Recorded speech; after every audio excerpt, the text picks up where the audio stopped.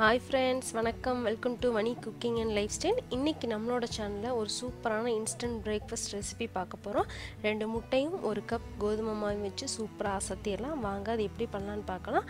அதே மாதிரி நேற்று கேட்ட விடுகதைக்கான ஆன்சரே இன்றைக்கி இந்த வீடியோவில் நான் சொல்ல போகிறேன். அதே மாதிரி ஒரு புது விடுகதையும் உங்களுக்காக காத்துட்ருக்கு. வாங்க அது என்னன்னு தெரிஞ்சுக்கலாம், நம்ம ரெசிபியும் என்னன்னு தெரிஞ்சுக்கலாம். வாங்க அதுக்கு முன்னாடி நம்ம சேனலை மறக்காமல் சப்ஸ்கிரைப் பண்ணிடுங்க. பக்கத்தில் இருக்கிற பெல் ஐக்கானையும் ப்ரெஸ் பண்ணிடுங்க. வீடியோவை ஸ்கிப் பண்ணாமல் பாருங்க. இதுக்கு முதல்ல நம்மளுக்கு 2 முட்டை தேவைப்படும். 2 முட்டையை நல்லா நம்ம பீட் பண்ணி எடுத்துக்கணும். இது வந்து ரொம்ப டக்குன்னு செய்யக்கூடிய ஒரு இன்ஸ்டண்டான பிரேக்ஃபாஸ்ட் ரெசிபி. மாவு இல்லை அப்படின்னு யோசிச்சுட்டு இருக்கும்போது டக்குன்னு இந்த ரெசிபி நம்ம செஞ்சு அசத்திடலாம். ஒரு 15 to 20 மினிட்ஸ்க்குள்ள நம்ம வந்து முடிச்சிடலாம் இதை. இப்போ முட்டையை வந்து நல்லா நம்ம இந்த மாதிரி பீட் பண்ணி எடுத்துக்கணும். ஃபர்ஸ்ட்ல இதோட 1 கப் கோதுமை மாவு வந்து சேர்த்துக்கலாம். அதோடவே சின்னதாக நறுக்கின வெங்காயம் சேர்த்துக்கலாம். கொஞ்சமாக தக்காளி, அதோடவே கொஞ்சமாக குடமிளகாய் கொஞ்சம் குட்டி குட்டியாக நறுக்கி சேர்த்துருக்கேன். அதோடவே துருவின கேரட் சேர்த்துக்கலாம். இப்போ மசாலா சில்லி பவுடர் ஆட் பண்ணிக்கலாம். சீரக பவுடர், மிளகு பவுடர், தேவையான அளவு உப்பு, சின்னதாக நறுக்கின கருவேப்பிலை, கொத்தமல்லி.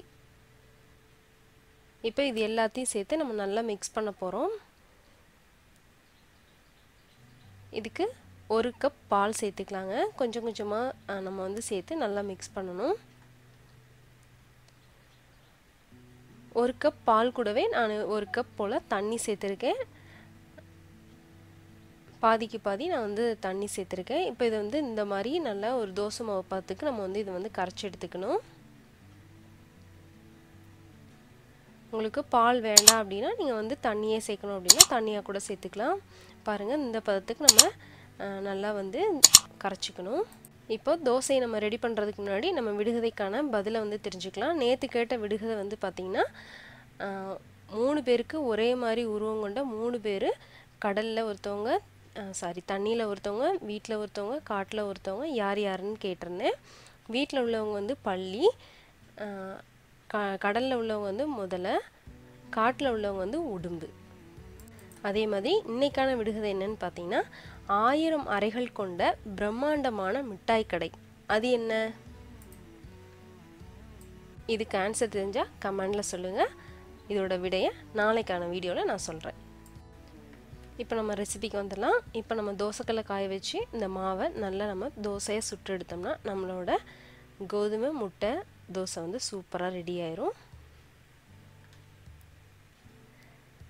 இதில் வந்து வெஜிடபிள் வந்து உங்களோட ஆப்ஷனலுங்க. நீங்கள் வந்து உங்களுக்கு என்ன வெஜிடபிள் பிடிக்குமோ அந்த வெஜிடபிள் நீங்கள் வந்து ஆட் பண்ணிக்கோங்க. இதுதான் வந்து ஆனால் ஈஸியாக குக் ஆகக்கூடிய வெஜிடபிள்ங்கிறனால நான் வந்து இதை எடுத்திருக்கேன்.